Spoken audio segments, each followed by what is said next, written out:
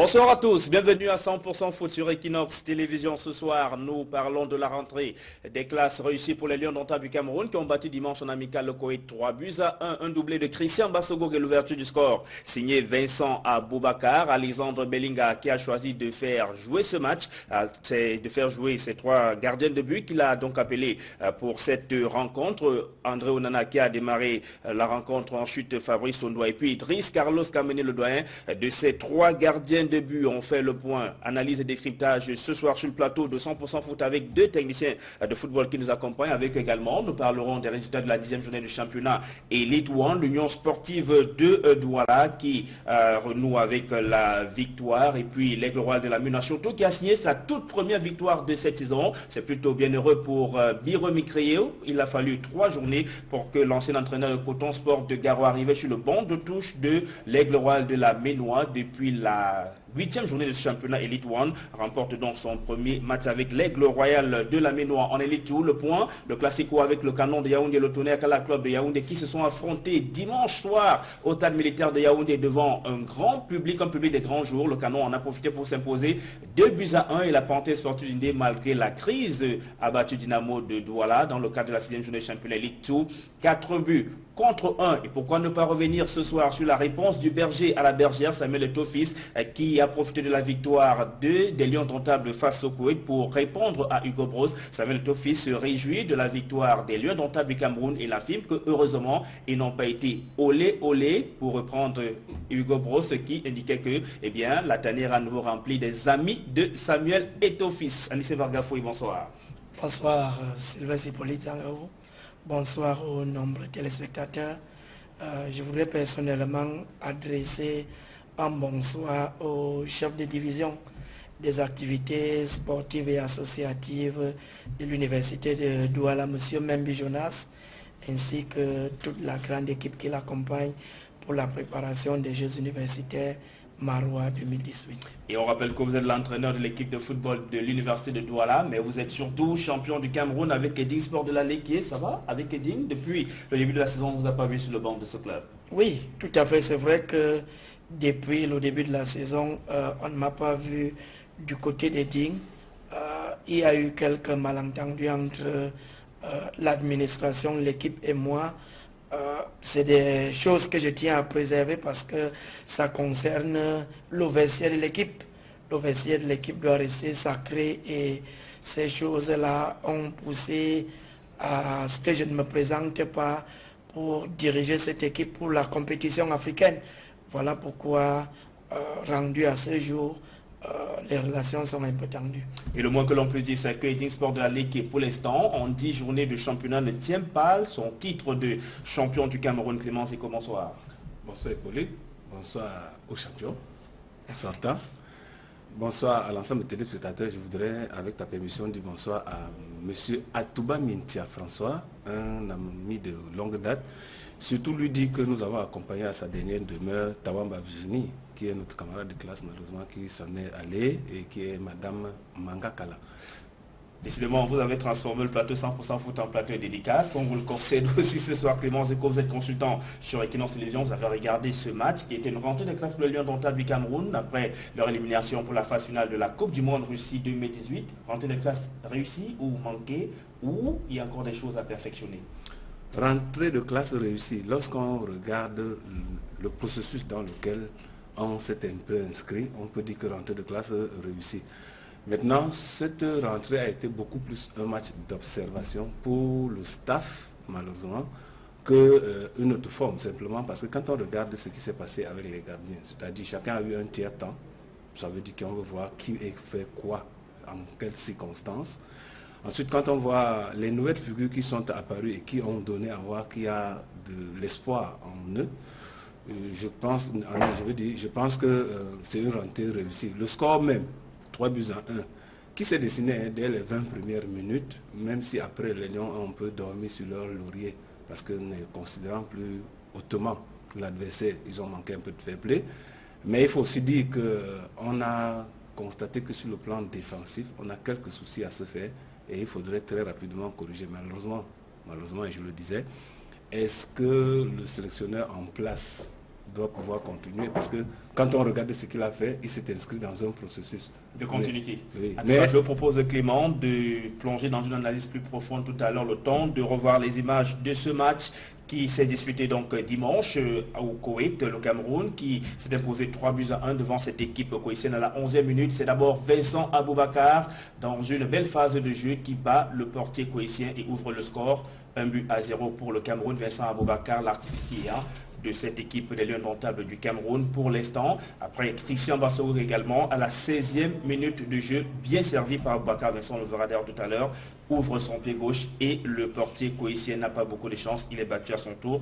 2-0 à ce moment-là. Mais d'abord Clément Sikobi, voilà cette action-là avec Christian Bassogor qui sont plusieurs Lions indomptables dans sur les réparations, très peu de koweïtiens, une belle phase de jeu et puis bon, Christian Bassogor reçoit cette talonnade de Vincent Aboubakar, ouvre son pied gauche et le portier koweïtien, il est battu à ce moment. C'est carrément une frappe imparable. Oui, c'est en attaque placée. Et puis on voit que le mouvement est collectif parce que partir de derrière et puis on réussit à mener le ballon vers l'avant en se passant d'un pied à l'autre. On voit donc que le finisseur qui est Vincent Aboubakar n'est pas au départ de l'action, c'est plutôt un de ses partenaires qui réussit à lui donner cette belle passe. Donc c'est un travail de collectif. Et vous voulez dire Christian Bassogor? Christian Bassogor, je veux dire. C'est un travail de collectif, un ensemble de jeux en attaque placée, comme j'ai dit. Ça laisse voir quand même que le collectif, le groupe est en train de vivre d'une certaine manière. Et peut-être on retrouve aussi cette cohésion, cette alchimie entre deux attaquants, Vincent Aboubakar et Christian Bassogor. Oui, chaque fois que vous avez une équipe où les attaquants se trouvent, il faut comprendre que l'équipe est en bonne forme. Mais maintenant, quand les attaquants ne se trouvent pas et qu'ils sont parfois trouvés par leur milieu de terrain, ils peuvent être mis en orbite par le milieu de terrain. Mais simplement, lorsque deux attaquants se trouvent, ça veut dire qu'il y a de la complicité. Et sur cette complicité, on peut bâtir un certain nombre de choses. Les Lions indomptables du Cameroun ne vont pas s'arrêter là. Christian Bassogor, et oui, lui, il signe un doublé dans ce match. Christian Bassogor qui va aller pratiquement dans un slalom. Il se joue seul de la défense koweïtienne. On va voir cette action. Voilà, l'action est partie. Christian Bassogor qui est parti pratiquement du milieu de terrain. Il conserve le ballon et puis il frappe au niveau du premier poteau. Le premier ou le deuxième poteau, Anissé Bargafoui, le gardien du Koweït, une fois de plus, est battu. C'est comme ça qu'on aime bien le voir, Christian Bassogor. Oui, tout à fait. Vous me donnez l'occasion là de revenir déjà sur ce que Clément disait parce que lorsque vous regardez la composition de cette équipe, elle a véritablement une vocation très offensive et ça a été une véritable réponse de Belling Alexandre qui a un peu fait taire les critiques qui pensaient qu'à un moment donné, un Camerounais ne pouvait pas présider au destiné de cette équipe. Parce que quand vous regardez un peu la configuration de l'attaque, c'est vrai qu'on parlait de Christian Bassogor qui était milieu de couloir et de l'autre côté, il y avait Njie Clinton et au sommet de l'attaque, il y avait Aboubakar Vincent. Et derrière, n'est-ce pas, cette ligne offensive, il y avait également deux milieux du terrain pratiquement à vocation offensive. Le capitaine Benjamin Mokanjo et Leandre Tawamba. Ça a été, n'est-ce pas, une réussite de Bellinga. Leandre Tawamba qui honorait sa première sélection. Sa première sélection, notamment parce que, bon, ça avait été contre le Koweït, si ça avait été contre une autre équipe, il aurait peut-être opté pour un choix un peu plus défensif. Donc je crois que là, ces choix-là ont payé et on ne peut que lui dire bravo. Et Hugo Bros, je vais dire Alexandre Bellinga, Hugo Bros parce qu'on parlera de lui tout à l'heure. Alexandre Bellinga qui a choisi de faire jouer ses trois gardiens de but qu'il a convoqués pour cette rencontre. On va voir qu'après le troisième but, inscrit par Christian Bassogor, les Koweïtiens sont un peu réveillés. Ils ont pu réduire le score parce que finalement, ça s'achève sur un score de 3-1. Et vous me direz tout à l'heure, d'abord, il y a Yaya Banana qui n'arrive pas à contrer l'attaquant koweïtien. Et puis Fabrice Ondoa qui est aussi un peu court sur ce ballon. Mauvaise lecture, Clément Zeko, de la trajectoire de la balle. Non, d'abord l'intervention de Yabana, parce qu'il est allé un peu mollement et il a été fébrile. Ça fait que lorsque l'attaquant met un peu de son corps, il perd son équilibre. Et ce joueur a la lucidité de bien ouvrir son pied et d'ajuster le gardien qui tente d'anticiper. Malheureusement, la passe de l'intérieur est tellement bien ajustée que ça ne peut aboutir que sur son attaquant. Disons que c'est une faute défensive et c'est de ça que nous parlions tout à l'heure pour dire que malgré le standard un peu inférieur du Koweït, on a quand même vu que par moment défensivement il y avait quelques soucis à se faire et je pense que c'est à ce niveau-là qu'il pourra corriger. Maintenant, Alexandre Belinga commence le match avec André Onana dans les buts. Ensuite, au bout d'une trentaine de minutes, Fabrice Ondoa retrouve la cage dont il a l'habitude. Et puis vers la seconde période, c'est Idriss Carlos Kameni, le doyen, qui à nouveau met les gants et retrouve lui aussi la taille des Lions indomptables du Cameroun. Comment comprendre ce choix? Vous êtes entraîneur de football. Pourquoi Alexandre Belinga? C'était pour brouiller un peu les pistes, pour ne pas peut-être démontrer, faire voir sa préférence pour tel ou tel autre gardien de but, même s'il est clair que dans un match ordinaire de compétition, c'est un gardien de but, il allait faire un choix précis. Si vous vous souvenez très bien de la conférence de presse de Belinga, il avait justement évoqué ce problème de gardien et il avait déjà commencé par dire qu'il savait comment est-ce qu'il allait gérer les 3 gardiens. Lorsque vous vous souvenez dans quelles circonstances Onana est parti de cette sélection, ainsi que Idriss Carlos Kameni. C'est vrai que l'entraîneur sélectionneur qui est resté a donné toute sa confiance à Fabrice Ondoa, qui lui a retransmis ça avec notamment la Coupe d'Afrique remportée.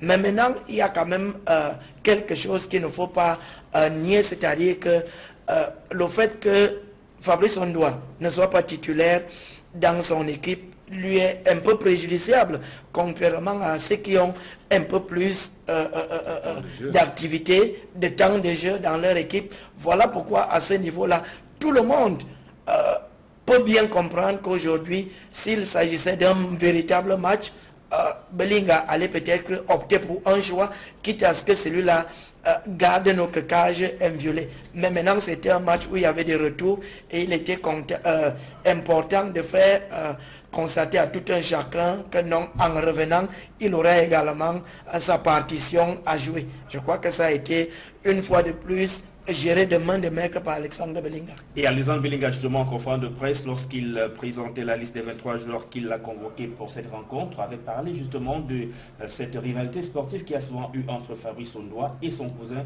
André Onana. Et il avait indiqué qu'il allait prendre des mesures pour pouvoir gérer ça. Là aussi, peut-être en faisant ses choix de faire jouer chaque gardien une trentaine de minutes, ça répond aussi peut-être à cette préoccupation.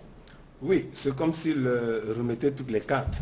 Il remettait toutes les cartes, il a donné un tiers temps à chacun, il remettait toutes les cartes pour donner à chacun la possibilité de donner du meilleur de soi, pour que s'il est question demain de faire un choix, que le choix soit fait sur la base de la production qui aurait été faite au préalable.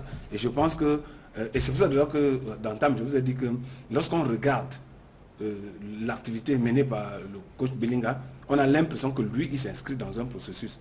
Mais maintenant, est-ce qu'on va lui donner la possibilité de continuer ce processus? Parce que les bases de ce processus, à mon sens, sont bien posées. Maintenant, il faut pouvoir donner la possibilité qu'il puisse continuer. Parce que si vous avez l'impression qu'il a joué ce match dans l'esprit ou alors comme un entraîneur qui a envie de continuer, qui prépare une équipe? La manière avec laquelle il a géré. C'est ce que je dis. C'est un processus. Il est au stade 1 de son processus, qui est observation.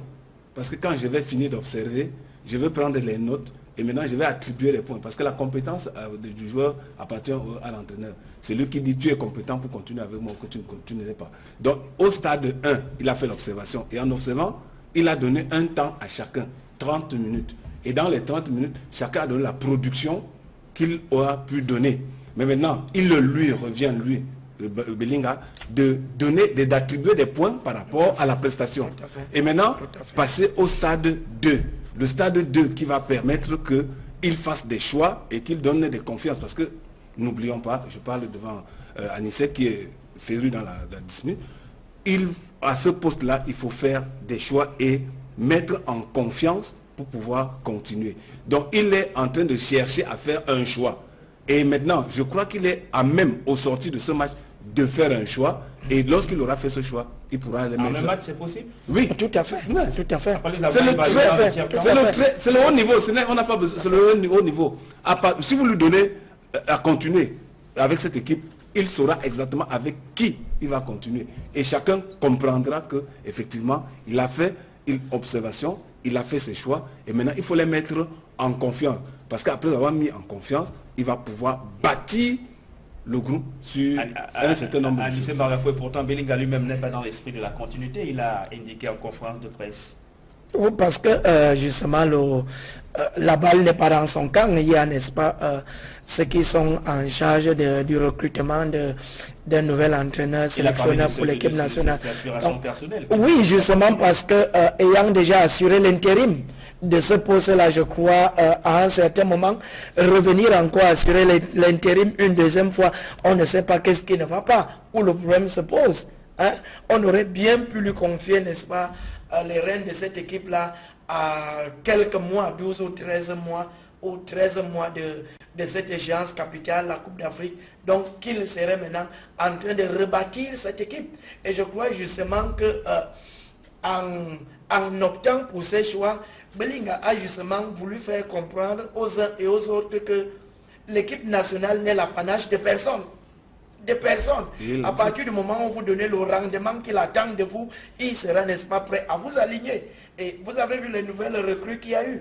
Notamment, je parlais de Liang Dawamba tout à l'heure.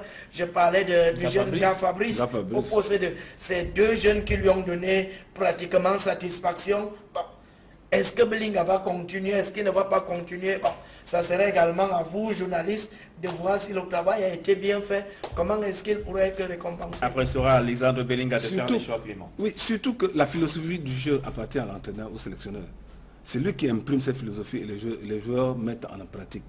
Mais malheureusement, s'il doit arrêter aujourd'hui, il aura mis le stade 1 et il ne sera pas capable de mettre le stade 2. Or, pour arriver à la CAN, normalement, il faut stade 2, stade 3, stade 4 pour finalement peaufiner la tactique qu'il faut. Et je suis un peu désolé de voir que cette activité bien pensée, nous les entraîneurs, lorsque nous avons regardé, tous les entraîneurs vous diront que Belinga est au stade 1, avec cette équipe. Et il a bien posé les jalons du stade 1. Tout à fait. Maintenant, pourra-t-il avoir l'occasion de poser le stade 2? C'est ça le problème. Voilà tout le problème. Voilà véritablement tout le problème. Or, du train dont ça va, il faut lui donner la possibilité. Je ne suis pas son avocat, je ne suis pas... Mais à lire ce que j'ai vu comme activité, comme gestion globale du groupe, je pense qu'effectivement, il faut lui donner la possibilité de mettre les autres stades. Et si ce n'est pas le cas, celui qui viendra après lui... Il va recommencer parce que lui aussi va mettre son stade 1 en fonction de la philosophie du jeu, en fonction de l'animation qu'il voudrait, en fonction du type de machin. Et ça va, on va perdre en temps. On va perdre en temps, grossièrement.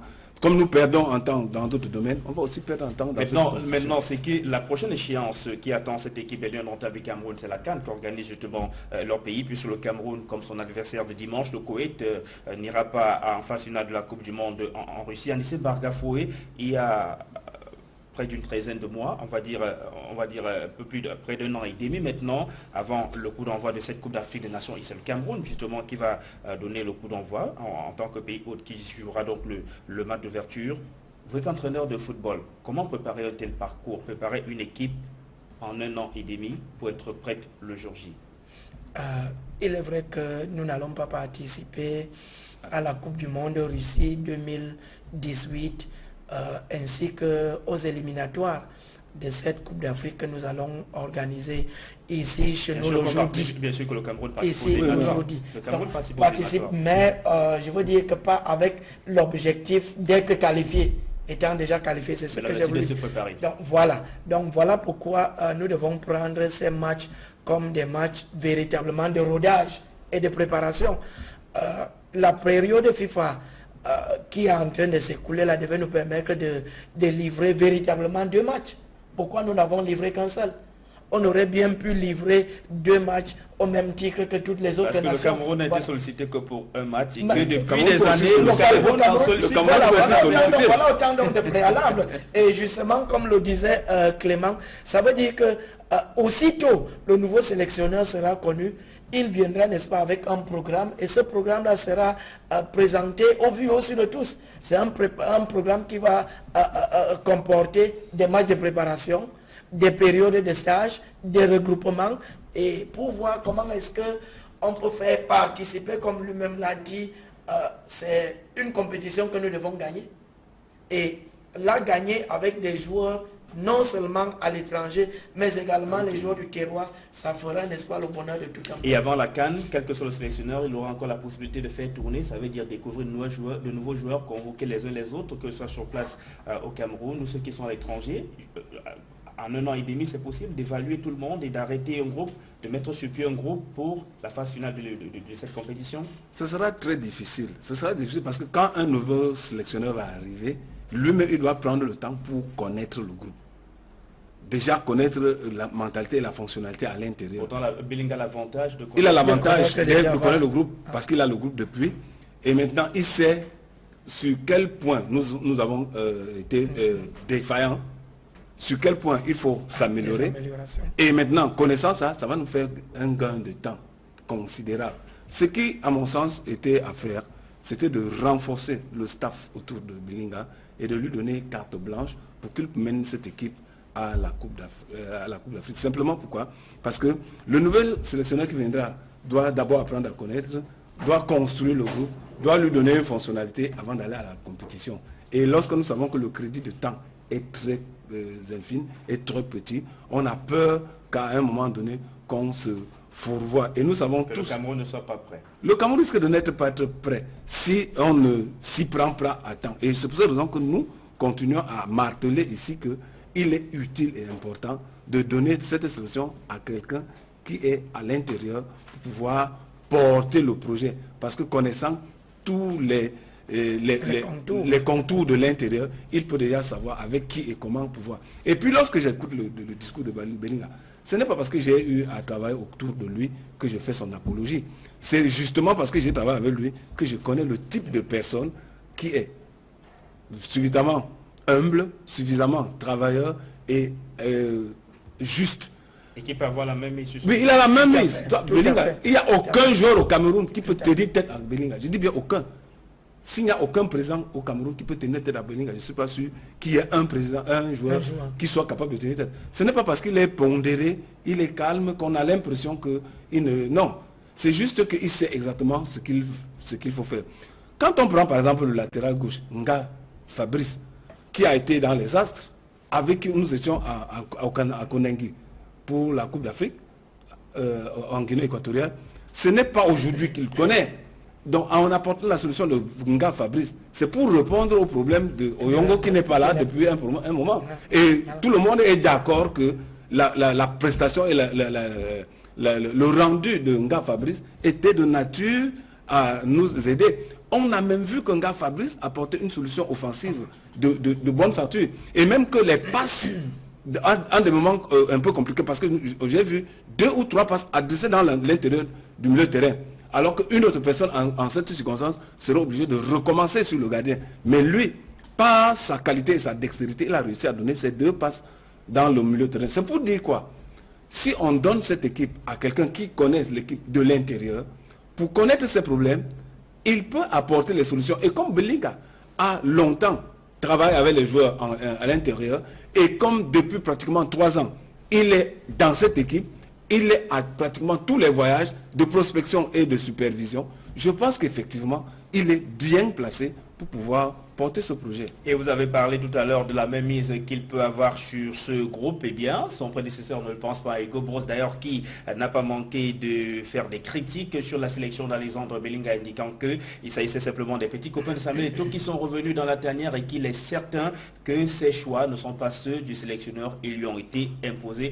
La réponse à Samuel Eto'o fils n'a pas tardé. L'ancien capitaine de Lions indomptables du Cameroun a répondu à Hugo Broos après la victoire de ses coéquipiers, on va le dire comme ça, même s'il n'est plus dans la tanière, face au Koweït. On propose de revenir sur cet élément avec Aurélien Tchoumi. Excepté lors de la finale de la CAN 2017 où ils se sont rencontrés dans les vestiaires du Cameroun au Gabon, Hugo Broos et Samuel Eto'o fils n'ont pas souvent fait des apparitions où on les voit ensemble. Il n'y a donc pas de proximité connue entre les 2 hommes. Pourtant, chacun a décidé d'appuyer sur la gâchette. Hugo Broos le premier. Dès la publication de la liste des 23 joueurs convoqués par Alexandre Belinga pour le match contre le Koweït, l'ancien sélectionneur des Lions Indomptables dans une interview accordée au site Plus de Foot a affirmé, je cite, « Les petits copains de Samuel Eto'o sont de retour en sélection. Ça va redevenir olé olé ». Par la suite, Hugo Broos a ajouté qu'il peut dire avec certitude que ce n'est pas le coach qui a décidé de les rappeler. Sa sélection a été corrigée. Le technicien belge faisait ensuite allusion au retour dans la tanière des joueurs qui ont été coéquipiers de Samuel Eto'o fils, tels qu'Idriss Carlos Kameni, Alain Niom ou encore Jean Armel Canabique. Indexé par Hugo Broos, Samuel Eto'o était resté silencieux jusqu'à ce dimanche où après la victoire du Cameroun sur le Koweït, il a publié sa réponse à Hugo Broos sur son compte Instagram où on peut lire « Merci de continuer à porter haut et fièrement les couleurs de notre cher et beau pays. Continuez à faire ce que les gagnants doivent faire. Gagner. Nous sommes avec vous. Bravo les Lions. Heureusement que vous n'avez pas été olé olé. Merci mes petits copains. » Une sortie qui pour certains permet à Samuel Eto'o fils de rappeler qu'il a toujours été proche de la sélection nationale malgré l'annonce de son départ. Et Anissé Margafoué, Hugo Broos a poussé le bouchon loin, vous pensez? Je crois qu'on a eu à le dire à plusieurs reprises ici que cet entraîneur-là n'avait pas l'étoffe. Lorsque vous constatez et regardez ce qui s'est passé lors du Bruxelles Gate, comment est-ce que Hugo Broos a traité le Cameroun par rapport à cette histoire que nous connaissons tous. Lorsque vous vous souvenez un tant soit peu de ses déclarations envers Christian Bassogok, et aujourd'hui, lorsqu'il vient une fois de plus à faire une déclaration comme celle, vous comprenez qu'il n'a pas du tout digéré son départ de l'équipe nationale. Moi, je crois que je suis l'un de ceux qui, au moment où Hugo Broos prenait les rênes de cette équipe nationale, lui avait clairement signifié, je crois que vous pouvez le demander à tous ceux qui étaient présents au stade de haut niveau FIFA, organisé en Bancomo. Je crois que j'avais dit à Hugo Broos ce jour-là que le fait que vous n'ayez jamais entraîné une équipe nationale, à un moment donné, vous sera préjudiciable. Et avec une certaine solidarité, on sera obligé de vous aider, mais reconnaissons que vous n'avez jamais entraîné une équipe nationale, vous ne connaissez pas comment fonctionne une équipe nationale, vous ne savez pas quel est le langage qu'il faut tenir à certains joueurs nationaux et internationaux. Hugo Broos avait pris plus de 15 minutes pour me répondre, plus de 15 minutes pour me faire comprendre qu'il y a un début à tout. Et lorsque vous voyez que ce début-là, justement, c'est au sein de cette équipe nationale-là qu'il est venu apprendre certaines choses. Au point de mémoire d'entraîneur. Mais avec la victoire à la CAN, l'apprentissage a peut-être été bon. La victoire de la CAN, je crois qu'il y a eu beaucoup de personnes qui ont intervenu, notamment pour cette victoire-là. Ça, c'était, n'est-ce pas, un problème maintenant national où le ministre des Sports et de l'Éducation physique, ainsi que l'ancien président de l'Africa Foot, tous ont participé pour que le Cameroun ramène ce trophée-là au bercail. Donc je crois qu'à ce niveau, et de mémoire d'entraîneur, je ne me souviens pas qu'un entraîneur qui est parti d'une équipe nationale soit encore intéressé par cette équipe nationale au point d'envoyer des messages, de se livrer à des invectives. De mémoire d'entraîneur, je n'ai jamais connu ça. Vous partez d'une équipe, vous partez avec toute la dignité que cela comporte, tout en souhaitant bonne chance à celui qui viendra, en sachant que... Bon, je souhaite seulement que son image ne prenne pas un coup par rapport à ces déclarations-là. En tout cas, aujourd'hui, il est le directeur sportif de Ostende en première division. Chez lui, en Belgique, Clément Zeko, avec cette sortie, Hugo Broos est-il allé en marge de l'éthique prescrite dans le corps des entraîneurs de football? Je vais d'abord faire une lecture au deuxième degré, hein, parce que quand on lit Hugo Broos au premier degré, on a l'impression que... je ne sais pas s'il sait à quoi il s'en tenait. Non. Il veut nous faire comprendre que du moment où lui-même il y était, les listes lui étaient dictées. Sa liste était corrigée. Je ne sais pas. Les listes lui étaient dictées. Ces listes étaient corrigées. Et maintenant, comme il sait que c'est son adjoint qui a pris les rênes, la même correction est faite. C'est ce qu'il faut nous faire dire. Donc ça veut dire que pendant longtemps, M. Broos a eu ses copies corrigées. Pourtant, à chaque fois, il a clamé, il a signé pour dire que ce sont ses choix. Jusqu'à ce que par moment, quand c'est allé à volo, qu'ils nous disent que non, il a eu quelques influences. Ça, c'est la première lecture. Mais maintenant, en acceptant d'analyser ce qu'il a eu à dire, non, il ne faut pas que nous laissions salir nos icônes. Il y a des choses, il y a des symboles qu'il ne faut pas toucher. Il y a des symboles qu'il ne faut pas toucher. Samuel Eto'o est parti de cette équipe de la manière la plus digne qui soit. Il n'y est plus. Mais ça n'enlève en rien le fait qu'il soit camerounais et qu'il puisse s'intéresser à cette équipe. Chaque fois qu'il a eu l'occasion de donner une solution, il y est allé à cœur joie. Maintenant, il ne faudrait pas que un sélectionneur aujourd'hui déchu croit que sur la tête d'Eto'o, il pourra laver son affront et amener les gens à croire et à jeter Eto'o aux orties. Nous ne l'accepterons jamais. Je dis bien à grand jamais. Eto'o est un Camerounais, Eto'o est un footballeur, il est encore en activité et nous tous, on est au courant de son activité.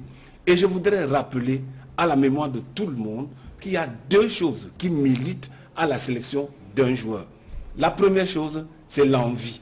La deuxième, c'est la compétence. L'envie appartient au joueur, la compétence au sélectionneur. C'est le sélectionneur qui dit, tu es compétent pour venir dans mon projet, parce que quand je te vois faire, j'ai l'impression que tu peux venir. Viens et je vais te montrer comme ci, comme ça, et tu vas venir.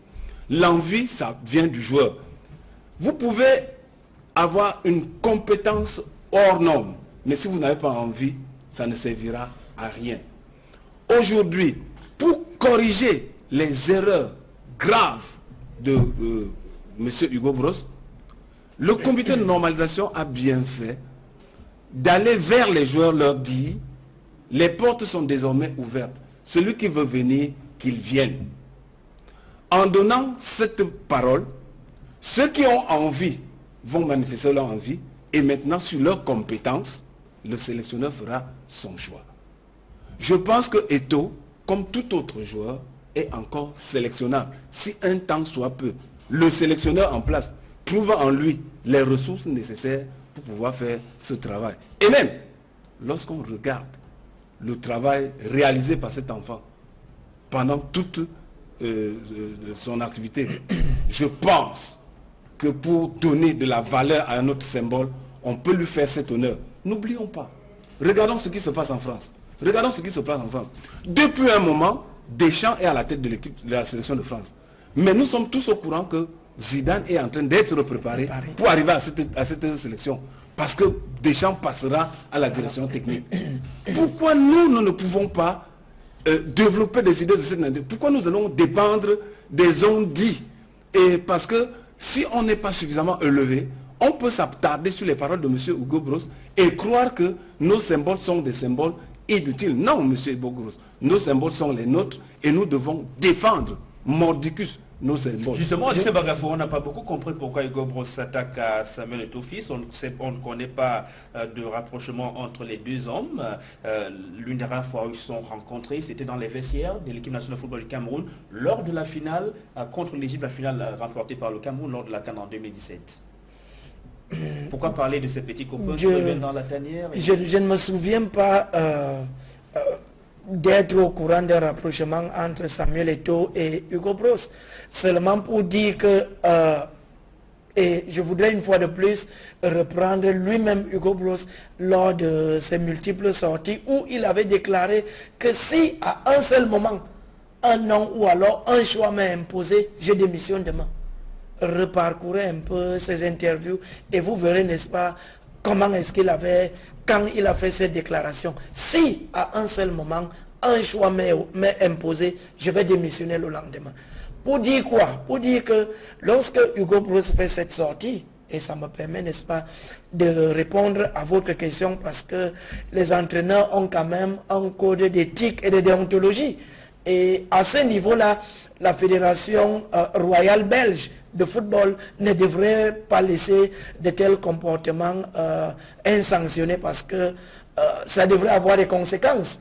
Un entraîneur ne parle pas de la performance ou alors des choix de l'autre pendant qu'il est encore en exercice. Ça, c'est totalement proscrit à la Fédération allemande de football, vous verrez, n'est-ce pas, votre diplôme d'entraîneur retiré et même le poste de directeur technique. Parce que pour être directeur technique, il faut quand même connaître les préalables de l'entraînement et de ce fait également, même à ce niveau-là.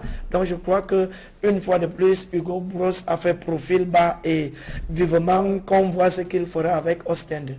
Et voilà, cette affaire Hugo Broos, Samuel Eto'o-Fils, le débat qui est donc clos par l'ancien capitaine des Lions indomptables du Cameroun. Clémence, et que vous le disiez, Samuel Eto'o-Fils, combien d'autres sont encore en activité? On a beau parler de l'âge, Belinga, lui, il a été clair. Si un joueur de 40, 45 ans peut lui produire le résultat dont il a besoin, il convoque. Pareil pour un joueur de 15, 16 ou 17 ans, il fait l'affaire. Voyez-vous, même si vous avez dit tout à l'heure qu'il y a deux choses, la motivation et la compétence. La motivation appartient aux joueurs, mais la compétence à l'entraîneur. Vu ces deux paramètres-là, voyez-vous un possible, probable retour de Samuel Eto'o-Fils, ne serait-ce que pour la CAN, pour sa grande sortie? Oui, au-delà, je vois, parce que, attendez, tous les jours, tous les dimanches, Samuel joue et tout le monde voit. Il continue à jouer, il continue à courir. Le football est quelque chose de formidable. On joue devant tout le monde. Ce n'est pas, on ne compose pas dans une salle de classe où les portes sont fermées. Ce n'est pas dans un amphithéâtre où si vous n'avez pas qualité, vous n'entrerez pas dans cet amphi. On joue devant tout le monde. Et lorsque vous courez, pour vous replacer, tout le monde voit que vous êtes bien replacé ou bien mal replacé. Ça veut dire quoi?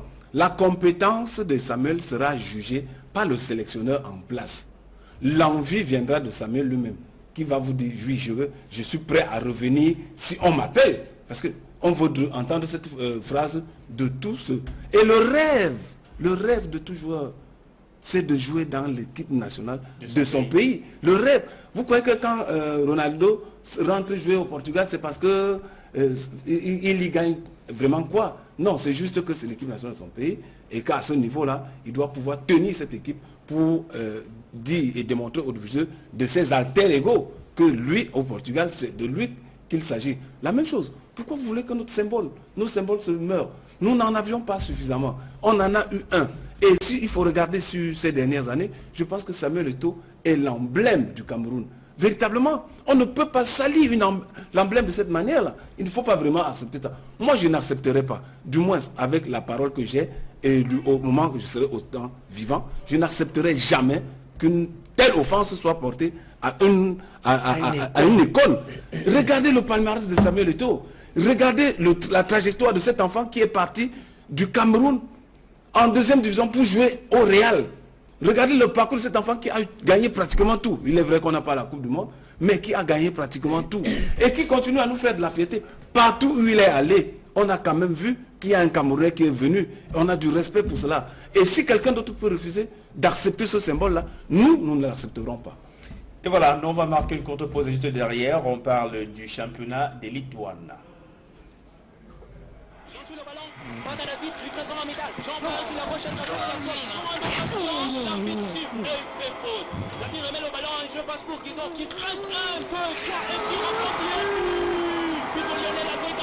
Il n'y a pas de football sans 33 Export. 33 Export, supporter numéro 1 du football.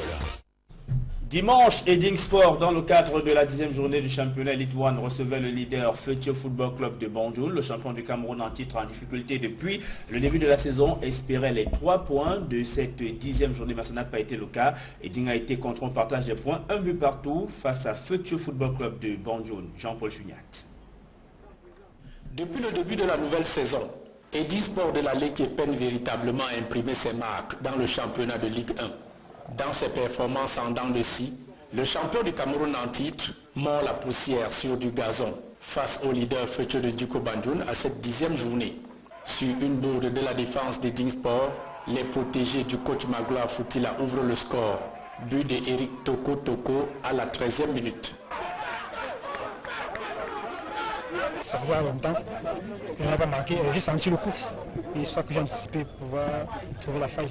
Mené ainsi 1-0 à l'entame de la partie, Eding va pêcher par pas mal de maladresses offensives, vendangeant d'innombrables occasions nettes de but durant toute la première manche. Tout comme Futur ne parvient pas à exploiter d'autres occasions pour doubler, voire tripler la mise. De retour des vestiaires avec le retard d'un but, Eding Sport change de rythme, bouleverse le jeu se créant des opportunités sans toutefois pouvoir les concrétiser. Mais sur ce coup franc en toute fin de match, Paul Atangana Mendo sur une frappe sèche de 30 mètres égalise à la 81e minute.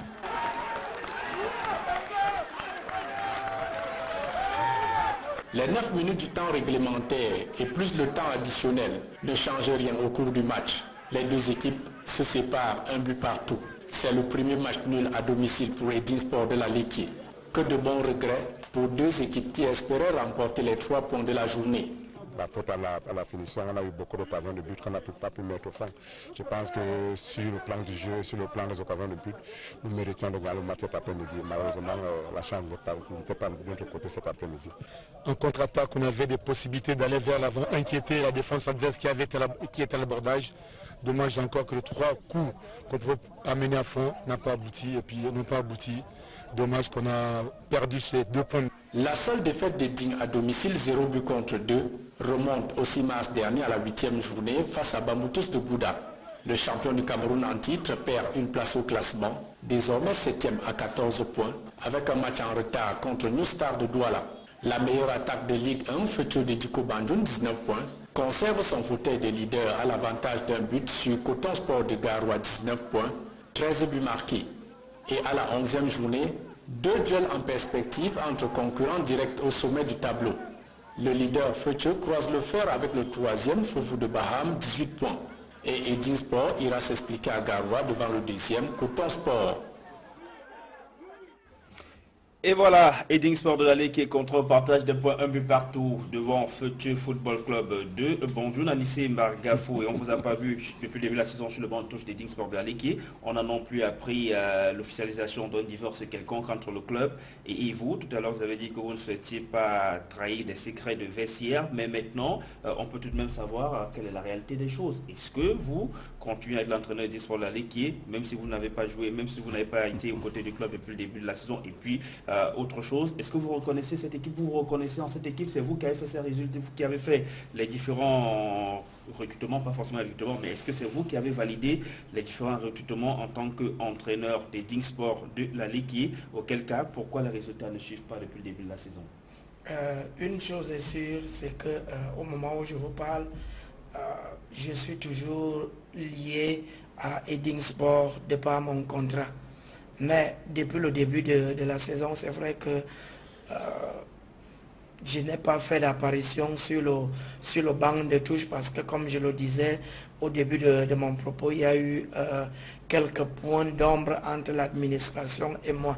Et c'est véritablement systématique et symptomatique dans les différentes équipes où chaque fois après un sacre, l'année qui suit a toujours été très difficile.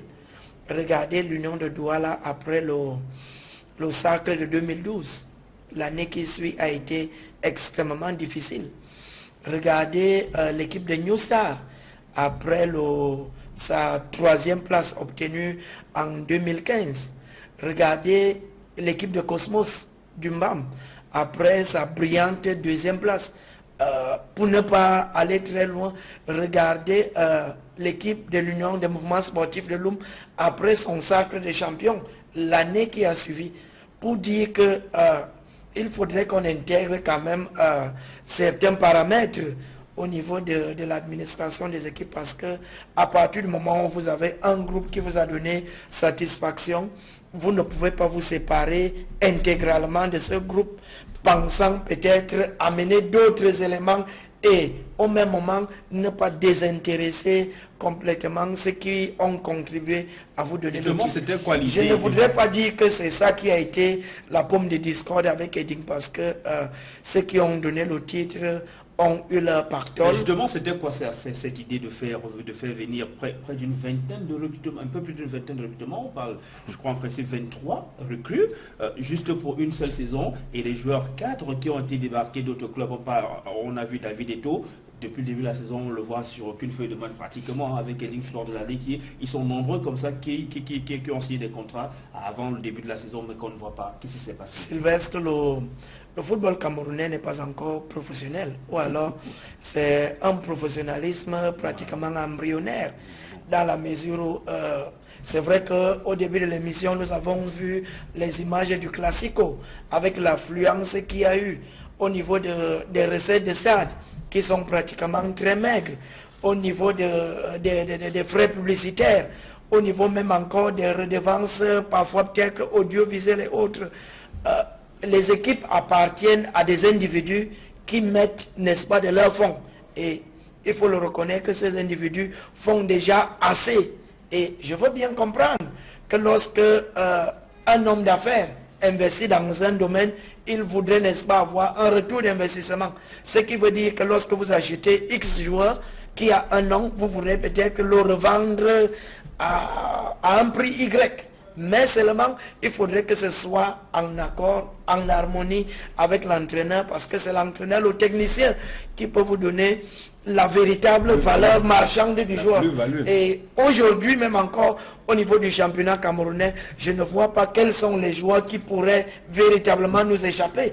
Je parle sous le contrôle de Clément, parce que non seulement si vous n'avez pas eu à diriger un joueur, vous pouvez peut-être vous rapprocher de votre collègue qu'il a eu lors des années antérieures et il va vous donner, n'est-ce pas, un feedback intégral de ce joueur. À partir du moment où des managers veulent apprivoiser et s'accaparer des équipes, il y aura toujours ces problèmes qu'il y a eu. Tel manager vient proposer ce joueur, tel manager vient dire que celui-ci peut. Et c'est un peu là où la difficulté est venue, et je crois que ayant vu ça, et vous-même vous avez vu toutes les arrivées qui ont été annoncées, il y a eu beaucoup qui n'ont véritablement pas signé, d'autres ne sont pas arrivés, et ça a fait que tous les plans qu'on avait, on a laissé partir d'autres qui auraient véritablement pu nous aider, alors qu'ils savaient déjà comment était la politique de l'équipe, et faire venir maintenant d'autres qui devaient s'arrimer à cette politique-là, a été, n'est-ce pas, autant de choses. Mais je veux vous dire qu'il y a eu des choses dans le vestiaire, et le vestiaire est sacré. Pourtant, on vous imaginait plutôt serein à l'arrivée de votre mentor, le coach Bonaventure Djonkep, qui a été avec vous au niveau de New Star de Douala. Vous étiez son adjoint à New Star de Douala lorsqu'il s'en est allé. Vous êtes resté entraîneur principal. Et maintenant, avant de donner la parole à Clémence, et que vous dites que vous êtes encore sous contrat avec Ding Sport de la Ligue, est-ce à dire que vous êtes transférable? Parce qu'on sait également, en préparant cette émission et même avant, on sait qu'il y a beaucoup de clubs qui sollicitent vos services. Oui, je suis un entraîneur de football et je suis au service de la jeunesse camerounaise. Un peu partout où il s'agira d'apporter un plus pour permettre à ces jeunes qui sont sous ma responsabilité, sous ma charge de progresser, je ne manquerai pas. Donc je crois que aujourd'hui, je me plais parfaitement, parce qu'il faut le dire, je suis d'abord cadre à l'université de Douala, où je suis en charge des activités sportives et associatives, et beaucoup plus au niveau de l'atelier football. Donc je crois qu'à ce niveau également, là, j'ai certaines responsabilités. Ce qui fait que si je suis sollicité par des équipes dans le civil, je vais m'asseoir avec l'administration et je crois qu'on trouvera un compromis. Et Clémence, c'est que voilà un champion au pied d'argile en ce début de saison. Oui, c'est juste que c'est un problème de projet. C'est un problème de projet. Et lorsque le projet n'est pas bien ficelé, il ne peut pas être bien mené. Au petit bonheur, la chance, on peut arriver au sommet. Mais maintenant, comment continuer? Et la continuation est de nature telle que, pour qu'elle soit bien faite, il faut que le projet soit mené étape par étape. Et que lorsqu'on est arrivé champion, qu'on ne se surprenne pas soi-même à être champion. Qu'on comprenne que nous avons réalisé une étape et que l'étape d'après, c'est de faire le pas qualitatif qui va nous amener vers l'avant. Eding nous a laissé voir l'année passée que son management était un management de charme. Véritablement un management depuis 2 ans. Parce que 2 ans avant, Anissé était en place. Après, on lui a amené Tonnet Nicolas, qui est venu apporter du sien pour huiler la machine et lui donner une fonctionnalité telle que nous avons vu cette équipe devenir championne. Devenue championne, Eding devait comprendre qu'il a réalisé une étape. C'est une victoire d'étape. La course n'est pas terminée. Et en réalisant la victoire d'étape, il faut considérer les éléments qui ont permis que cette victoire d'étape soit réalisée pour savoir qu'est-ce qu'il faut ajouter en plus en plus pour faire le pas qualitatif. Et nous voyons la piètre prestation de cette équipe à l'international a fait oublier que c'était un groupe de charme. Et en plus, la discorde entre le top management de cette équipe et son staff technique a fait en sorte qu'aujourd'hui, Eding est tombé dans la racke, comme on peut le dire. Donc, si le projet n'est pas bien pensé, si les étapes de ce projet ne sont pas bien définies, une fois qu'on est rendu à une étape, on ne se rend pas compte effectivement qu'on est en train de réaliser cette étape. Et puis au petit bonheur, la chance, ça peut arriver. Donc vraiment, Eding est passé d'un professionnalisme bien pensé à quelque chose un peu de rabâché. Et il faut dire que Eding va tomber sous l'effet de son propre poids. Mais on souhaite à ce club champion du Cameroun de se relever. On va parler d'un autre match, celui que disputait Bamboutos de Bouda et Coton Sport de Garoua. C'était au Centenaire Stadium de Limbé dimanche. Bamboutos de Bouda qui a été tenu en échec par Coton Sport de Garoua. Et Bertin Ebolé, l'entraîneur de Coton Sport de Garoua, qui fait un parcours sans faute jusqu'ici depuis son arrivée. Ça fait 3 journées, 2 victoires et un match nul pour Bertin Ebolé. Le match nul c'était donc dimanche face à Bamboutos de Bouda, un but partout. Je vais vous proposer justement d'écouter cette réaction de Bertin Ebolé, le coach de Coton Sport de Garoua, se dit plutôt satisfait de ce point qu'il ramène de Limbé face à Bamboutos de Bouda. Je crois qu'il ne faut pas cracher sur ce qu'on vous donne. Nous l'avons mérité. Peut-être on aurait voulu avoir les 3 points de la journée, mais nous acceptons le verdict parce que c'est le jeu. Là, nous allons continuer à travailler pour rester performants et essayer de jouer le premier rôle dans ce championnat. Vous étiez sur une bonne spirale de victoires, 2 victoires consécutives. Cet après-midi, on est freiné. Oui, je crois que nous avons aussi détecté là un facteur de voyage qui aussi a pesé un tout petit peu sur la première partie de la rencontre où on a connu une baisse de régime, mais on a su se relever. Mais nous n'avons pas eu de réussite pour la seconde manche. Dernièrement, nous sommes défendus jusqu'à la dernière minute pour arracher les 3 points, mais ça n'a pas été possible. L'adaptation pour vous a été très facile avec cette formation? Oui, disons que c'est une maison que je connais un tout petit peu. Donc pour moi, mes collaborateurs m'ont bien accueilli, ils m'ont facilité la tâche et je crois que nous essayons de travailler dans cette dynamique de victoire que j'ai trouvée. Et je pense que c'est normal qu'on collabore pour l'avancée des objectifs du club. Bertin Ebolé Ndingue, coach de Coton Sport de Garoua, Charlemagne Mbongo est un peu en froid avec les supporters de Bamboutos de Bouda. Il n'a pas manqué d'avoir la dent un peu dure à l'encontre de ses nombreux supporters des Mangwa Boys. Les gens ne laissent pas l'entraîneur travailler en paix. Le jour où tu gagnes, ils sont contents. Le jour où tu perds, je ne sais pas s'ils connaissent la signification du supporter. Moi, je vais juste envoyer un appel à ces supporters, au peuple Bamboutos, que s'ils veulent que leur équipe gagne, leur équipe va gagner. S'ils veulent que leur équipe ne gagne pas, leur équipe ne gagnera pas. Ce n'est pas une histoire de Charlemagne. Charlemagne n'a pas une baguette magique. Je suis convaincu qu'il y a environ 10 ans, Bamboutos n'a plus produit le jeu qu'il est en train de produire maintenant. On en parle partout et c'est un projet qui a été mis sur pied par tout un staff. Maintenant, si les gens ne sont pas patients, il faut à tout moment être en train de vilipender l'entraîneur, tirer après lui, après chaque défaite, être en train d'appeler les entraîneurs à gauche, à droite pour venir me remplacer. Moi, je dis, moi, j'ai aucun problème.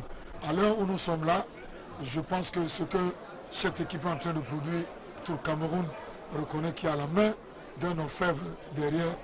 Et s'il faille que je parte maintenant, moi, ça ne me posera aucun problème. Mais à tout cela, je vais leur dire, c'est le PCA qui m'a recruté. Jusqu'à présent, j'ai encore la confiance du PCA et c'est à lui seul que je rends compte. Donc ceux-là, s'ils veulent supporter, qu'ils supportent de la bonne manière, qu'ils ne supportent pas négativement, qu'ils ne viennent pas détruire leur propre équipe. Charlemagne Mbongo, le coach de Bamboutos de Bouda, Clément, se sentait-il obligé de répondre aux supporters de Bamboutos? Par moment, qui sont peut-être dans leur rôle aussi, hein? Par moment, quand on en a ras le bol, il ne faut pas même s'exprimer. Pour au moins vider sa marmite, parce que lorsqu'elle bout et lorsque vous continuez à la fermer, elle peut exploser. Quand un entraîneur vous dit ça, apparemment ça fait rire, mais c'est extrêmement grave. C'est extrêmement grave. Il y a une confusion de rôle. il y a une confusion de rôle et il rappelle les supporters, il demande s'ils savent ce que ça veut dire supporter. Aujourd'hui, on gagne, on est content. Demain, on perd, la notion de fair play va aussi apparaître. Il faut savoir perdre dignement. Mais en regardant les points sur lesquels on a été faible avant de perdre et corriger ces points-là. Mais s'il faut simplement la victoire à tout prix, sans accompagner le processus par l'effort que chacun devrait faire à l'endroit où il se trouve, il y a ce problème-là. Donc lorsqu'un entraîneur parle comme ça peut faire rire, ça peut faire jaser, mais c'est extrêmement grave. Il revient à l'équipe de Bamboutos de véritablement bien s'organiser autour de cette équipe-là et savoir exactement ce qu'il faut. Si vous avez fait confiance à un entraîneur au départ, ça veut dire que vous avez vu en cet entraîneur toutes les qualités requises pour pouvoir tenir la maison qui est la vôtre. Maintenant, la confiance que vous lui avez donnée au départ, vous devez continuer à soutenir cette confiance avec votre participation, mais pas de le jeter aux orties parce qu'une fois on a perdu. Bamboutos, c'est vrai, c'est pas très reluisant, mais ce n'est non plus... Et Bamboutos n'a même pas perdu. Oui, ce n'est non plus... Et puis quand on voit les mouvements de ce début de championnat, avec tous les soubresauts, nous avons expliqué ici en plateau que il faut faire attention. Ce n'est qu'à partir de la 6e journée que les choses vont commencer à se dessiner. Parce que nous avons vu des équipes commencer le championnat avec 2 semaines. 2 semaines. Quand vous faites 2 semaines de préparation, ça veut dire que vous êtes à la préparation foncière. Et je me suis même étonné que les joueurs ne soient pas blessés à cette période-là. Parce que vous ne pouvez pas sortir d'une période foncière et vous mettre à faire la compétition. Or, il se trouve que la plupart d'équipes, au moment où on bâtit l'équipe, c'est le même moment où on est en train de lui donner fonctionnalité, c'est le même moment où on est en train de faire la compétition. Ça veut dire qu'on a abrégé un certain nombre de choses. Simplement parce que les lenteurs dans la programmation, les hésitations, les reports font en sorte qu'aujourd'hui on peut tomber comme ceci. Les entraîneurs vont perdre leur valeur simplement parce que les gens ne vont pas comprendre que c'est avec la sorcellerie qu'il faut pouvoir gérer les situations comme celle que dans laquelle nous... sorcellerie. Oui, c'est la sorcellerie. Parce que vous ne pouvez pas utiliser, faire avec empiriquement ce qui doit se faire scientifiquement. Et ça donne le résultat. Donc ça veut dire que l'entraîneur au Cameroun aujourd'hui, au même moment où il cherche le groupe, au même moment où il bâtit le groupe, au même moment où il donne une fonctionnalité, au moment où il fait la compétition. Je prends l'exemple de Dragon. On nous a dit que Dragon a commencé le championnat avec 2 semaines de préparation. Mais ça, c'est là. Si ce n'est pas être sorcier, on est en voie de le devenir. Mais Anissé Bargafo, lorsqu'on a là-dedans, on est entraîneur, on a là-dedans un peu dur, comme ça à l'encontre des supporters, ceux-là qui sont censés vous accompagner, on sait qu'ils sont aussi divergents. Hein. Les supporters, un coup vous gagnez, sont avec vous. Bamboutos de Bouddha n'a pas la particularité de cette réalité des choses. Vous perdez, ils vous tournent carrément le dos et ils sont très durs même parfois avec vous. Oui, je crois que à un moment donné, c'est une relation qui pourrait à tout moment dégénérer. Parce que lorsque vous avez une équipe avec des millions de supporters comme c'est le cas du côté de Bamboutos, il faudrait également qu'il y ait une assise, qui est, n'est-ce pas, un porte-parole de tous ces supporters. Même s'il y a un porte-parole, il y aura toujours, n'est-ce pas, des voix discordantes qui iront aux antipodes de ce que voudrait, n'est-ce pas, penser la majorité. Moi, je crois que lorsque vous prenez une équipe également populaire, telle que l'Union de Douala, les supporters se réunissent souvent.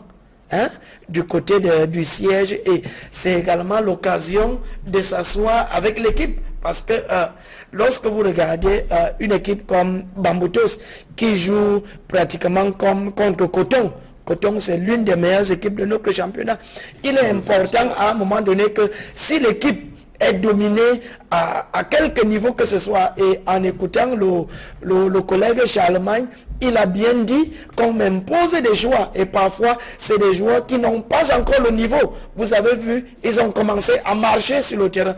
Donc ça veut dire que lorsque les supporters sentent que l'équipe est en difficulté, ce sont ces supporters-là qui doivent, n'est-ce pas, tout faire. C'est pas pour rien qu'on les appelle 12e homme. 12e homme.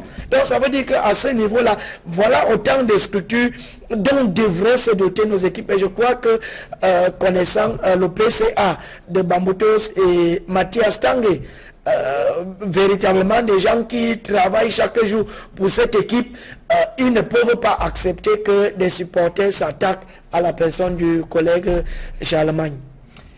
Le match de Bafan opposait Unisport du Oncam et UMS de Loum, les deux équipes qui se connaissent bien puisqu'ils évoluent ensemble au championnat de première division Elite One depuis 5 saisons maintenant. 0 but partout dans cette rencontre de dimanche au stade municipal Gadu Gaston de Guelan de Bafan. Et on va sur la réaction de Dieudonné qui est le coach de UMS de Loum au micro de Andy Gagnon.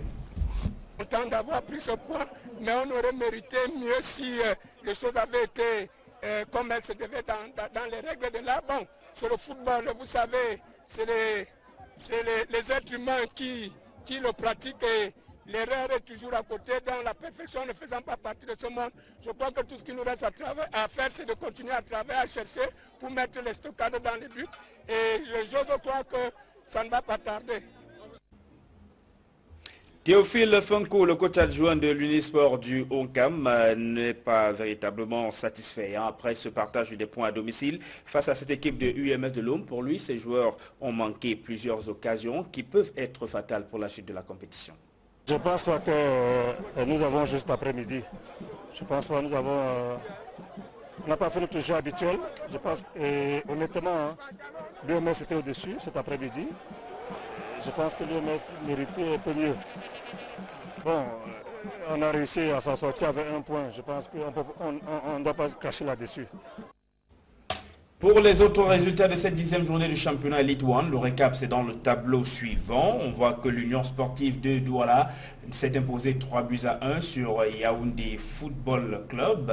On a parlé de ce match entre les Astres de Douala et Stade Renard de Mélan. Stade Renard de Mélan s'est imposé 1-0 sur les Brésiliens de Bépanda. 0 but partout entre APGS de Fou et la Colombe du Sud. Et ce lundi, c'était le match entre l'Union Sport Académie de Bamé et Foufou de Baham pour boucler cette 10e journée du championnat Elite One. Victoire de Lyon Sport 1-0 sur Foufou de Baham qui manque là l'occasion de reprendre la tête du classement. Ce classement qui est dominé par Futur Football Club de Bandioun avec 19 points après son match nul concédé dimanche. Futur Football Club de Bandioun face à Edin Sport de la Ligue. Coton Sport de Garoua aurait également pu passer en tête, mais Coton a été également contraint, ou alors a contraint Bamoutos de Bouddha au partage des points, 1 but partout. Donc Futur et Coton Sport de Garoua sont à 19 points partout. Première victoire de la saison pour l'Aigle Royal de la Ménois. El Pacha s'est imposé donc 2-1 sur le Dragon de Yaoundé. Et du coup, puisqu'on est dans un championnat à 3 points, ça permet à l'Aigle Royal de la Ménois de céder sa dernière place au classement au Dragon de Yaoundé. L'Aigle reste cependant dans la zone de relégation avec 7 points contre 6 pour le Dragon de Yaoundé. Et on en parlait à Nissim Bargafo et il y a eu beaucoup de critiques contre cette équipe de la Ménois. Il y a eu le départ que c'était jugé précoce de Fania après 7 journées de championnat, puisque Biro Micréo arrive à partir de la 8e journée. Match nul, défaite. Ensuite, première victoire pour Biro Micréo. Oui, il faudrait déjà remonter au niveau de la genèse des problèmes de cette équipe de l'Aigle de la Ménois. On se souvient à un moment donné qu'il y a également eu 2 fractions qui se sont disputées, la présidente de cette équipe, et finalement c'est la fraction du président Samuel Ndokmo qui a eu le dessus sur toutes les autres. À ce niveau-là, il fallait déjà savoir que la saison allait être très difficile. Il y a eu l'arrivée de Fania qui a commencé le travail et les résultats n'ont pas suivi. Les résultats n'ont pas suivi. Pourquoi l'Aigle ne gagnait pas, que ce soit à domicile, que ce soit à l'extérieur? Parce que lorsque vous ne gagnez pas, et si l'équipe joue quand même bien, il y a lieu de garder espoir et de dire que les lendemains seront meilleurs. Mais l'équipe ne jouait pas bien, l'équipe ne gagnait pas, et l'équipe n'avait même pas inscrit le moindre but. Il a fallu donc justement attendre l'arrivée de Micro Birwe qui est arrivé et certainement devait reprendre beaucoup de choses au sein de cette équipe. Véritablement, si l'Aigle a retrouvé le chemin de la victoire, souhaitons que ça dure et que vivement cet Aigle la plane au-dessus comme l'aigle que nous avons toujours connu. Et dans un championnat comme celui-ci, une victoire après des moments difficiles, ça peut souvent être le déclic pour la suite. Bien sûr, lorsque on regarde cette victoire de l'aigle, elle est venue de derrière, l'aigle a été mené, l'aigle est revenu au score pour enfin damer le pion à la dernière minute au dragon. On peut se souvenir que l'aigle en début de saison, quand il s'est préparé, l'aigle a gagné le tournoi des équipes de l'Ouest, n'oublions pas, et ça laissait voir que l'aigle était sur le bon chemin. Comment se fait-il que tout au début du championnat, l'aigle bascule complètement pour se retrouver dans le sale drap tel que ça a été le cas et que l'on jette aux orties Fagna qui a produit ce type de résultat. Ça veut dire, et puis Anissé faisait bien de le relever là, il n'y a que dans la continuation de ce travail là, un ressort s'est cassé quelque part et on n'a pas pris le temps de bien souder ce ressort. Aujourd'hui, les joueurs qui ne marquaient pas hier marquent aujourd'hui. Les joueurs qui ne gagnaient pas hier gagnent aujourd'hui. Pourtant, au départ, ils ont gagné un tournoi. Est-ce que c'est aussi une question de discours du coach? Au-delà du discours, il y a que... Parce qu'il y a même une psychose qui s'est installée dans cette aigle. Moi, j'ai compris à un moment donné que l'entraîneur avait pris l'argent à un marabout et le marabout a dit que tant que son argent ne va revenir. Quand on développe de telles idées autour d'une équipe, une psychose s'installe. Un ballon raté, on croira que ça vient de X ou de Y. Et donc Birou est venu exorciser. Je suppose que Birou a payé la note du sorcier et puis maintenant... Non, c'est pour lui. C'est pour dire que nos supporters, les supporters ne jouent pas le rôle qui est le leur. Honnêtement, la gangrène dans les équipes aujourd'hui se trouve être les supporters qui ne comprennent pas que l'équipe appartient aux supporters. Toute équipe appartient à ses supporters. Maintenant, il faut que les supporters s'organisent autour de l'équipe pour lui donner de la langue, pour orienter, mais pas influencer, mais pour orienter le travail et même les choix qui pourront être faits en début de saison et même dans la perspective de l'équipe. C'est les supporters. Mais maintenant, on n'est pas supporter simplement parce qu'on a acheté un maillot rouge et noir, jaune et noir, parce qu'on est dans cette... Non, on est un supporter parce qu'on s'est acquitté d'un certain nombre de devoirs. Et il faut pouvoir donner les moyens d'existence à une équipe. Combien sont-ils les supporters qui, au-delà du maillot, ont la moindre carte de supporters? Ils ne sont pas très nombreux. Combien sont-ils les supporters qui connaissent les problèmes de l'équipe au quotidien? Ils ne sont pas nombreux. Ils sont très nombreux ceux-là qui, le jour du match, revêtent leur... de maillot et viennent faire leur pari. Et lorsque le pari n'a pas marché comme ils ont souhaité, l'équipe devient un objectif à abattre. Non. Quand un supporter a un comportement comme ça vis-à-vis de son équipe, ce n'est plus un supporter du tout, c'est une gangrène. Les supporters d'aujourd'hui doivent cesser d'être la gangrène. Ils doivent supporter. Supporter, ça veut dire se placer en dessous pour porter le poids que constitue l'équipe. Et non se mettre au-dessus ou à côté pour pousser l'équipe à la dérive. Vers le bas. Oui, non, véritablement, il faut que les supporters comprennent que c'est ça leur rôle. Et que l'équipe appartient aux supporters. On va découvrir à présent les combinaisons de la 11e journée de ce championnat Elite One. Vous allez le voir, messieurs, de très belles affiches en perspective lors de cette 10e journée. D'abord, Coton et Ding Sport de la Ligue et Matchok. Foufoufutu aussi, par exemple, ou plus bas, Union Sportive contre Bamboutos, Union Sportive Douala contre Bamboutos de Gouda. Il y a également le duel entre les Astres de Douala et New Star de Douala. Il y a aussi le match entre l'Aigle de la Ménois et l'Unisport du Okama. De très belles affiches lors de cette 11e journée du championnat Elite One. On en parlera certainement dimanche, lundi prochain. Ici même en plateau. Maintenant, nous allons marquer une nouvelle pause, une nouvelle courte pause et juste derrière. On parle également des matchs de la 6e journée du championnat Elite One qui sont disputés le week-end. Le ballon,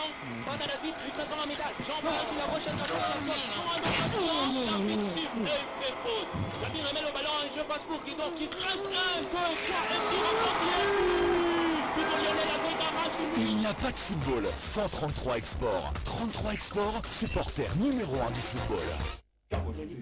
Voilà, cette 6e journée de championnat, elle est tout précisément. On va rapidement voir ce qui s'est passé dimanche en Nord, au stade militaire de Yaoundé dans ce classico entre le Canon sportif de Yaoundé et le Tonnerre Kalara Club de Yaoundé. Victoire de Mkok Mungonda, 2-1 sur le Tonnerre présumé de la rencontre. Joël Essengé, Aïe Cyril. Affluence record pour ce match des aristocrates entre Canon et Tonnerre de Yaoundé. Jamais depuis le début de la saison, le stade militaire n'a autant vibré, de surcroît pour un match de l'élite tour. Même le célèbre Ngando Piquet, parti de Douala, est venu mettre le show à Yaoundé. Sur le terrain, Tonnerre de Yaoundé annonce très vite les couleurs en multipliant les assauts dans le camp du Pakoum. Mais à chaque fois, ses attaquants pêchent devant les buts.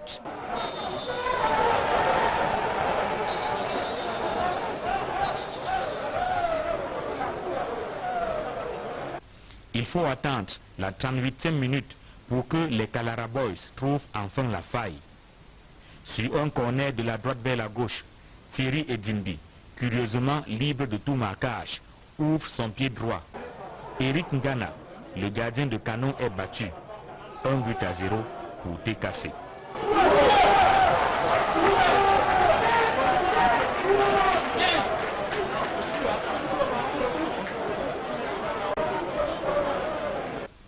Canon essaye de revenir. La défense du TKC s'interpose. Mais à la 45e minute, alors que le 4e arbitre a signalé 2 minutes de temps additionnel, Canon bénéficie d'un coup franc de 35 mètres. Kone Ben Isaya, d'un coup de pied gauche magistral, éblouit le stade militaire de Yaoundé.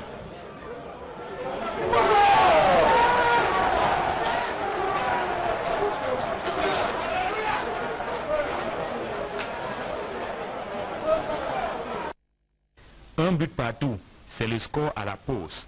Le Pakoum affirme avoir trouvé des failles dans le dispositif du TKC. Sur le plan tactique, nous avons compris l'offensive de Tonnerre est basée sur son avant-centre et nous l'avons compris depuis que nous le supervisons. Et je pense qu'il n'a pas eu l'occasion de jouer aujourd'hui. C'est ce qui est bien pour les enfants. À la reprise, le Pakoum montre son envie de tonner encore plus fort. 57e minute, Emmanuel Junior Koundé, le fils de l'autre, reprend du pied droit un centre pleine surface de réparation.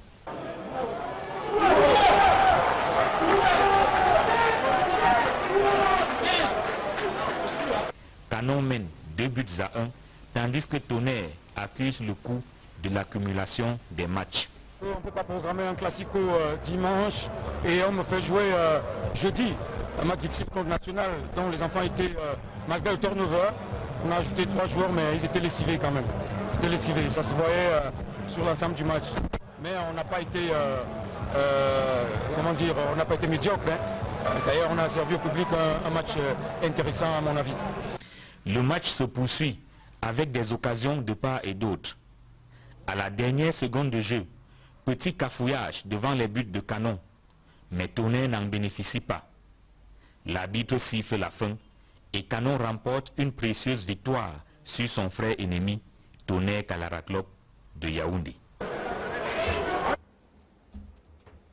En Elite 2, donc initiative de la Ligue professionnelle du Cameroun, match en nocturne, un classico, Canon contre Tonnerre Kalara Club de Yaoundé et le public répond présent. À la clé, le Pakoum s'impose 2-1. Bombarde, comme aime si bien souvent le dire Jules Bertrand Yégué, l'un des dirigeants de ce club d'Elite 2 au Cameroun. Oui, tout à fait, ça devrait, n'est-ce pas, faire plaisir au président Jules Bertrand Yégué ainsi qu'au directeur général Ebodé. Ce sont les confrontations entre le Canon et le Tonnerre qui nous ont poussé à ce métier que nous exerçons aujourd'hui. Je me souviens à la fin des années 80, début des années 90, et si la Ligue a pris l'initiative de faire jouer ce match en nocturne, et vous voyez l'affluence qu'il y a eu au stade. Vivement que ces deux équipes-là retrouvent l'élite pour le bonheur, n'est-ce pas, du football camerounais. Une deuxième division très riche au Cameroun, Clément Zeko avec ses pensionnaires, dont pour la plupart sont d'anciens pensionnaires de la première division, le Canon de Yaoundé, Tonnerre de Yaoundé ou encore Racing et bien d'autres clubs. On reste sur cette affiche Canon, Tonnerre, victoire du Canon. À l'exception de Toamiki, de Mbamboulette, et de National et peut-être de l'université, on a pratiquement en Ligue 2 l'essentiel des équipes autrefois de l'élite. Donc, et dont la plupart ont gagné au moins une fois un titre au Cameroun. Voilà, ça fait en sorte que les confrontations ont beaucoup d'enjeux sur le papier. Maintenant, il faudra qu'on traduise cet enjeu sur le papier dans le terrain pour donner de l'allant. Et puis nous sommes contents de voir et d'écouter dire que pour Canon Tonnerre, ça a été une confrontation qui a respecté les enjeux et qui a donné à voir à tous ceux qui sont déplacés que c'était une belle rencontre. Nous osons croire que ça pourra continuer comme ça et nous pouvons le mettre à l'actif des infrastructures qui progressivement se mettent en place. Et je pense que lorsque ces infrastructures seront définitivement mises en place, nous aurons un championnat qui sera relevé d'un cran. Et vivement que ces équipes mythiques avec une assise populaire reviennent à l'élite pour que la popularité soit plutôt à l'élite. Le Canon de Yaoundé qui prépare donc sa remontée en Elite One, mais avant, des réactions, les uns et les autres veulent désormais accompagner cette équipe, la hache de guerre et l'empirique. On n'entend pas depuis le début de la saison parler de bruit de botte au niveau des dirigeants du Canon sportif de Yaoundé. Je vais d'ailleurs vous proposer cette interview qu'a accordé Jean-Marie Akono Ndengue, membre du conseil des sages du Canon de Yaoundé et ancien directeur de ce club, interview accordée à Aïsseril.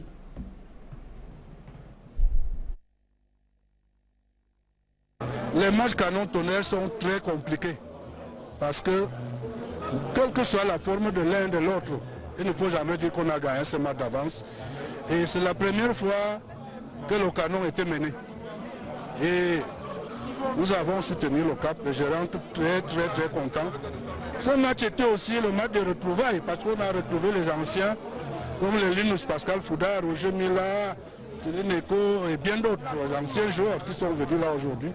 Nous, on est venus encourager nos enfants pour que ça vive. Je suis sûr que depuis le début du championnat en Ligue 1, on n'a jamais eu une telle affluence comme ce match.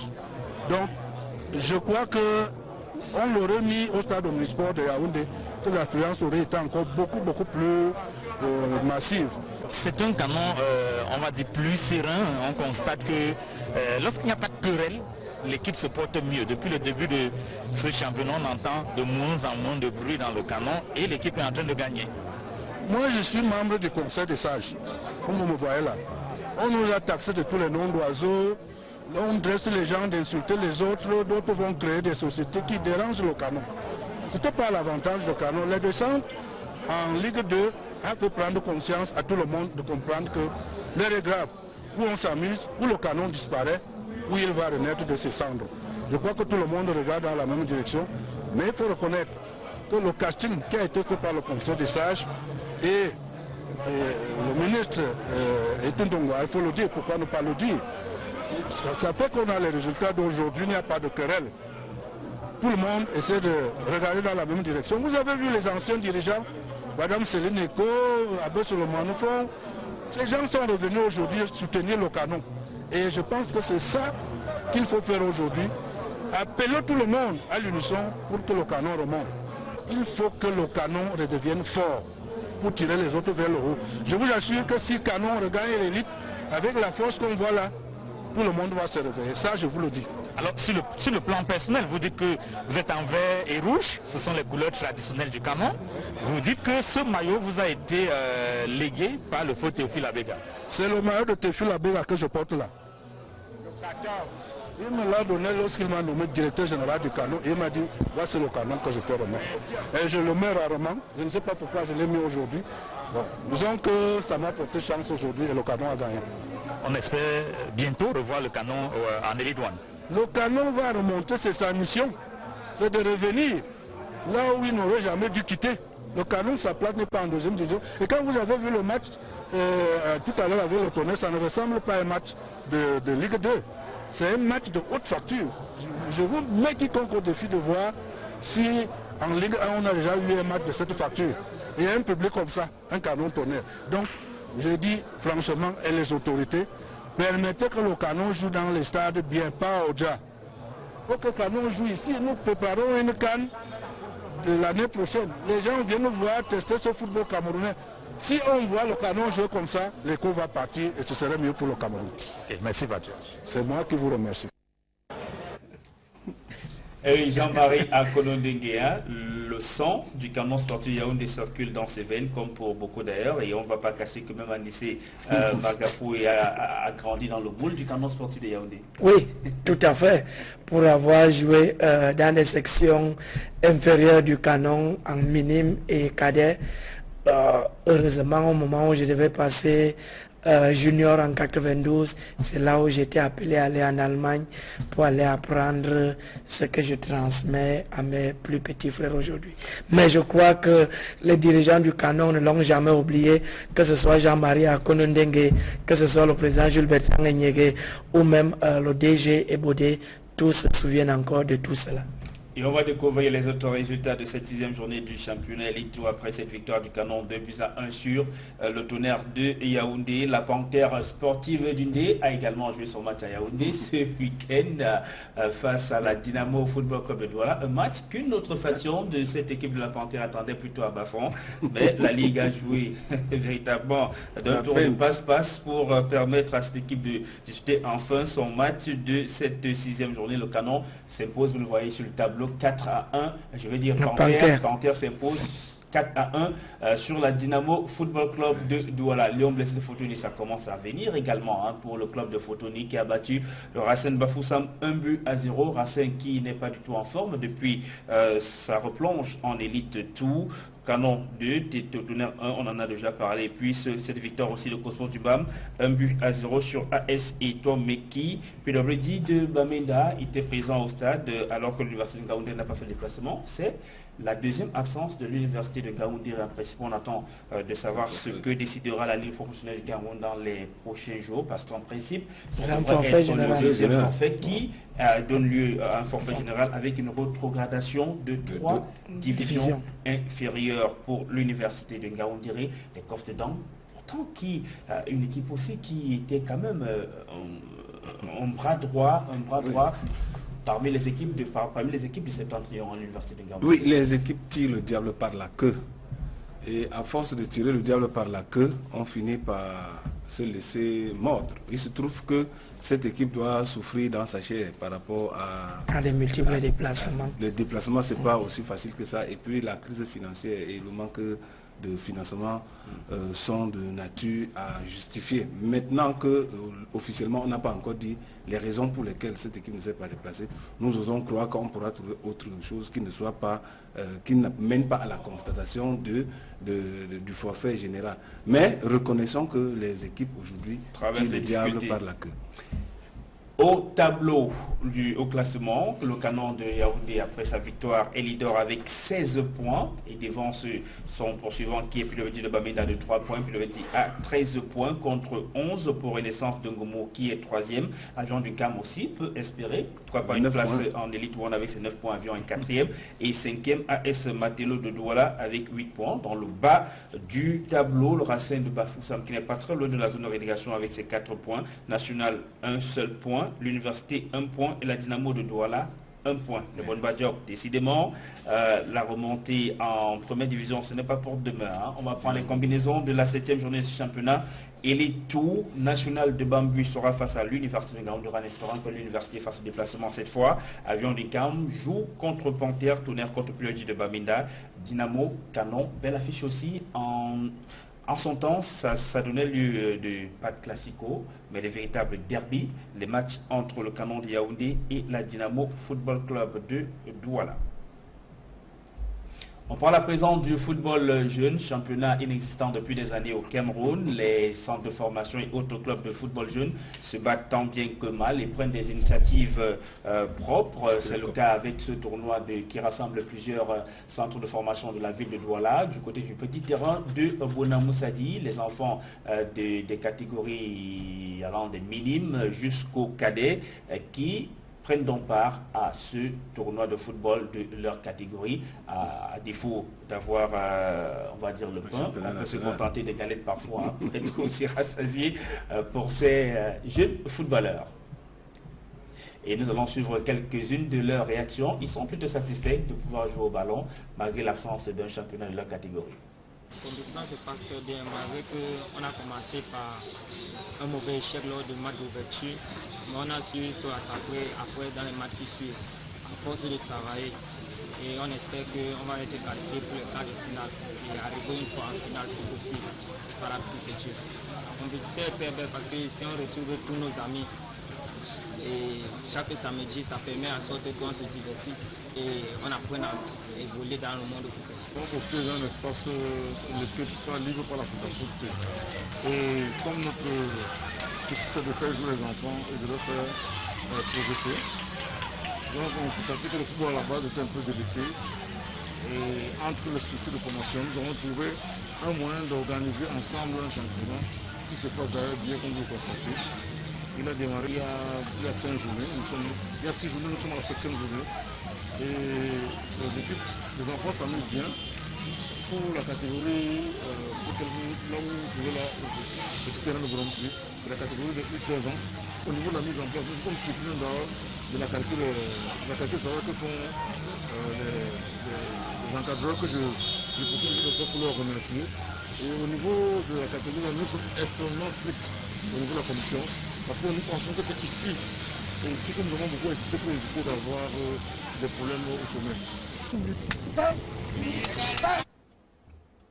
Anissé Mbargafoué, vous avez passé vos diplômes d'entraîneur en Allemagne. Ce n'est pas surprenant que l'Allemagne soit nouveau champion du monde depuis 2014, parce que là-bas, on met un point d'honneur sur la formation des jeunes, ce qui n'est pas le cas au Cameroun. Oui, espérons que avec une fédération bien établie et avec des hommes à la tête de cette fédération, on pourra, n'est-ce pas, véritablement mettre sur pied un véritable championnat jeune, parce que lorsque vous avez des jeunes qui jouent au football, c'est la relève du football de demain, et je n'arrive pas à comprendre pourquoi on ne prend pas suffisamment conscience de ce problème-là au niveau du football des jeunes. Et peut-être les premiers résultats avec l'ANAFOOT, Clément Zeko. C'est tout le mal qu'on puisse le souhaiter. Parce qu'effectivement, il faut commencer quelque part.